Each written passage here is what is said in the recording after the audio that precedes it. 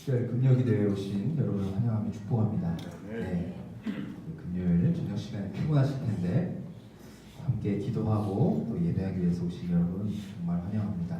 오늘 마가복음에 있는 말씀을 좀 같이 나눴으면 좋겠습니다. 마가복음 14장 1절부터 9절에 있는 말씀. 이틀이 지나면 유월절과 무교절이라 대제사장들과 서기관들이 예수를 흉계로 잡아 죽일 방도를 구하며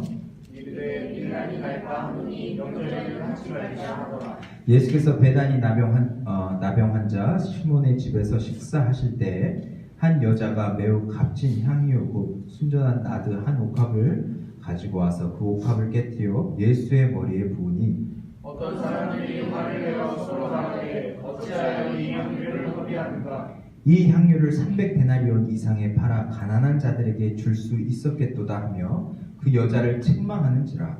예수께서 이르시되 가만두라. 너희가 어찌하여 그를 괴롭게 하느냐. 그가 나에게 좋은 일을 하느니라. 가난한 자들은 항상 너희와 함께 있으니 아무 때라도 원하는 대로 도울 수 있거니와 나는 너희와 항상 함께 있지 아니하리라. 그는 눈을 다하여 내 몸에 향유를 부어 함께 읽겠습니다. 내가 진실로 너희에게 이르노니 온 천하에 어디서든지 복음이 전파되는 곳에는 이 여자가 행한 일도 말하여 그를 기억하리라.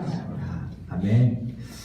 저는 오늘 금요일 저녁 우리 사순절을 맞이해서 여러분과 함께 이것이 낭비인가 라는 제목으로 좀 설교를 좀 하려고 합니다.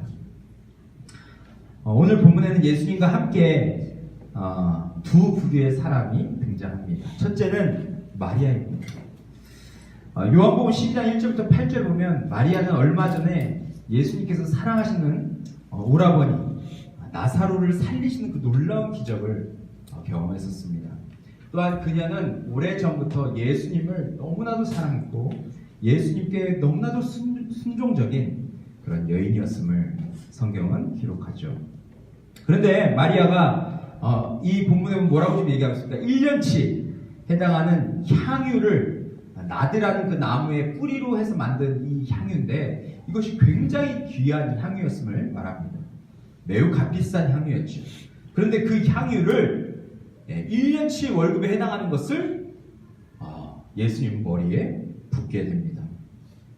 여러분 지금 우리가 한 달에 열심히 일해서 한 150만 원 정도 번다고 하면 1년이면 얼마입니까? 1년이면 한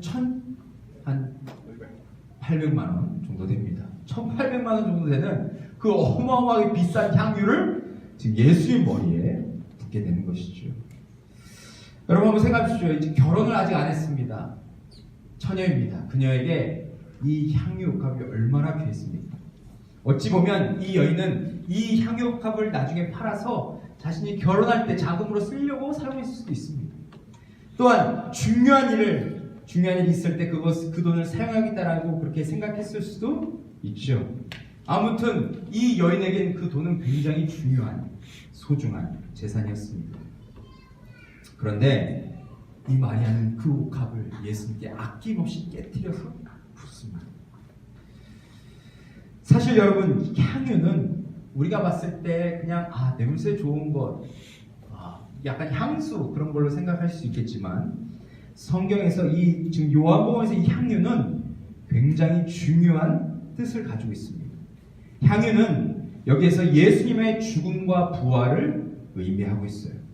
향유 냄새가 여러분 한번 생각해 보십시오. 온 집안에 향유가 깨트려서 예수님 머리에 부었습니다. 온 집안에 그 향유 냄새가 가득 차 있을 겁니다. 그럼 어떻게 됩니까? 그것에 썩은 죽음의 냄새가 어떤 냄새로 바뀝니까? 향기로운 냄새로 바뀌게 되죠. 또한 고통스러운 예수님의 죽음을 통해 많은 사람들에게 생명을 가져다 주는 것을 이 향유가 의미한다라는 것입니다. 근데 여러분 요한복음 12장에 보면 이 동일한 본문이 요한복음 12장에 기록되어 있는데 요한복음 12장 보면 마리아가 향유를 부을 때 거기에 누가 함께 있었냐면 나사로가 얼마 전에 예수님을 대해서 완전히 썩은 시체였던 나사로가 살아나지 않았습니까? 그 나사로가 지금 예수님 앞에서 뭐라고 예수님을 고백할 수 있습니까? 이는 우리의 생명의 주시다.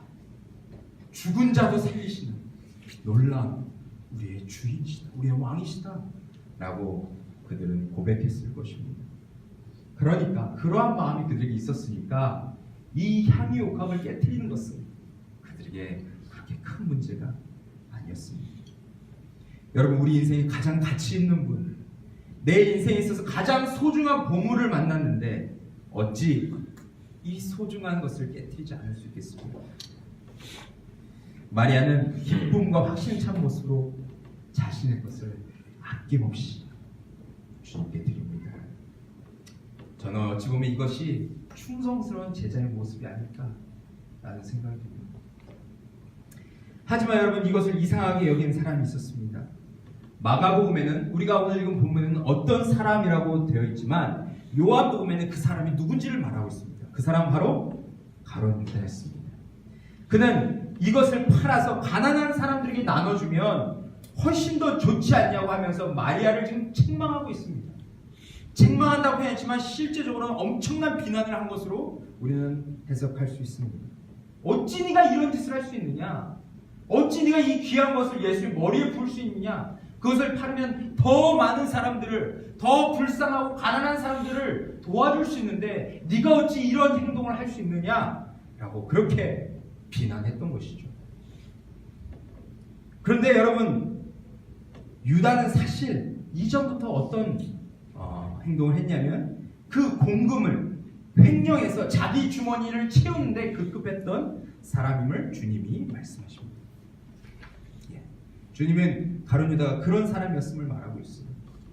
그리고 이 큰 돈이, 만약에 이 마리아가 향유옥합을 팔아서 그 돈을 예수님께 바친다면 자신은 더 큰 돈을 주머니에 넣을 수 있었다는 것을 그는 알고 있었습니다. 그래서 그는 탐심과 욕심으로 인해서 그 향유옥합을 깨뜨린 그 마리아를 책망할 수밖에 없었다는 것입니다. 그런데 여러분, 시간이 지나고 바로 이 가룟 유다가 어떻게 합니까? 이 향유의 3분의 1에 해당하는 그 돈을 벌기 위해서 예수님을 은 30냥에 팔립니다. 그렇죠. 마리아와 가룟 유다를 비교해보면 여러분, 누가 예수님의 제자고 누가 팬입니까? 제가 말을 길게 하지 않아도 여러분 다 알 것입니다.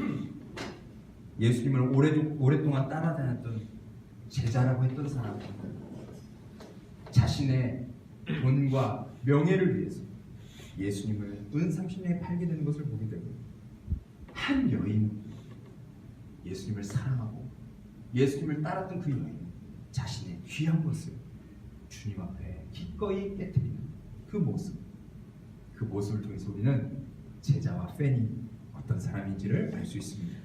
그런데 여러분, 예수님이 이때 의미심장한 말씀하십니다. 우리 7절과 8절 보시면 예수님은 뭐라고 얘기하십니까? 가난한 자들은 항상 너희와 함께 있으니 아무 때라도 원하는 대로 도울 수 있거니와 나는 너희와 항상 함께 있지 아니하리라. 그는 힘을 다하여 내 몸에 향유를 부어 내 장례를 미리 준비하였느니라 라고 말합니다. 여러분, 예수님이 지금 말하는 핵심 뭡니까? 나는 제자들과 항상 함께 있을 수 없다. 그리고 이 일은 지금 내 장례를 미리 준비한 것이다. 그러니까 이것이 얼마나 귀한 것이냐라고 주님이 말씀하시는 것을 보게 됩니다. 다시 말하면 이제 모든 사람의 죄를 짊어지고 예수님이 십자가에 오르게 될 텐데, 그 죽음 앞에서 이 충성심이 가득한 이 여인의 행동이 얼마나 귀한 것이냐라고 칭찬하는 것이죠. 그러면서 마지막에 무엇을 말씀하십니까? 9절 보시면 이렇게 얘기합니다. 내가 진실로 너에게 이르노니 온 천하에 어디서든지 복음이 전파되는 곳에는 이 여자가 행한 일도 말하여 그를 기억하리라 라고 말씀하십니다. 복음이 전파되는 곳마다 이 여인이 행한 이 충성되고 이 사랑스러운 이 일을 같이 전하게 될 것이다 라고 말씀하십니다. 여러분, 오늘 이 말씀이 우리에게 무엇을 말하고 있습니까? 예수님께 우리의 값진 것을 드리는 것은 결코 낭비가 아니다라는 것을 우리에게 말합니다. 예수님이 나사로를 죽으면서 살리신 분이시라면, 또한 그분이 정말 우리에게 부활의 영광을 주실 수 있는 분이시라면 우리의 전 삶을 드려도 우리의 모든 것을 다 드린다 할지라도 그것은 낭비가 아님을 오늘 본문은 우리에게 말해주고 있습니다.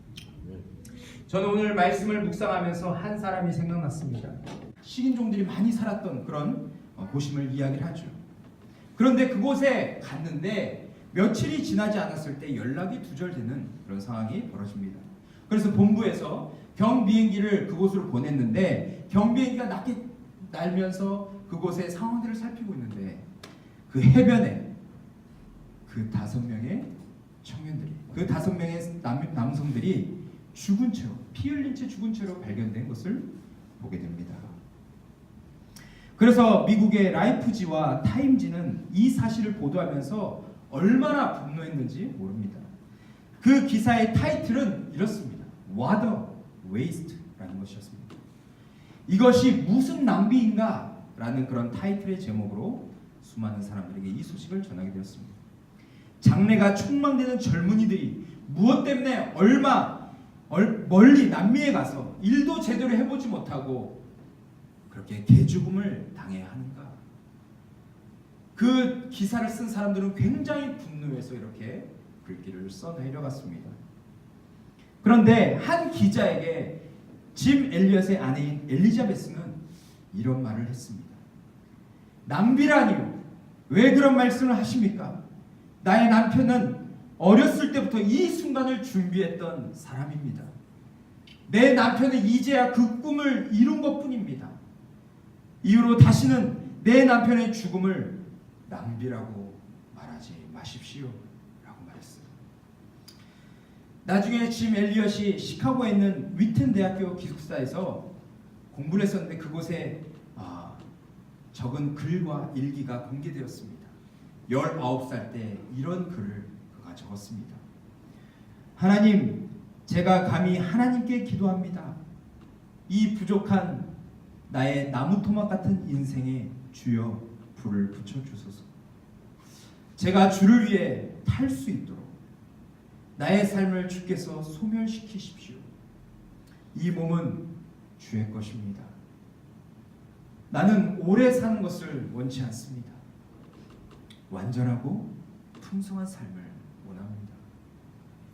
바로 주님과 같이 라는 글귀를 그의 기숙사에 적어놨습니다. 여러분 다시 한번 우리 마음속에 주님이 들려주시는 이 음성에 귀 기울였으면 좋겠습니다. 여러분 주님을 위해서 나의 삶을 드리는 것이 낭비입니까? 나의 귀한 것을 드리고 나의 인생을 드리고 나의 소중한 자원을 주님께 드리는 것이 여러분 정말 낭비입니까?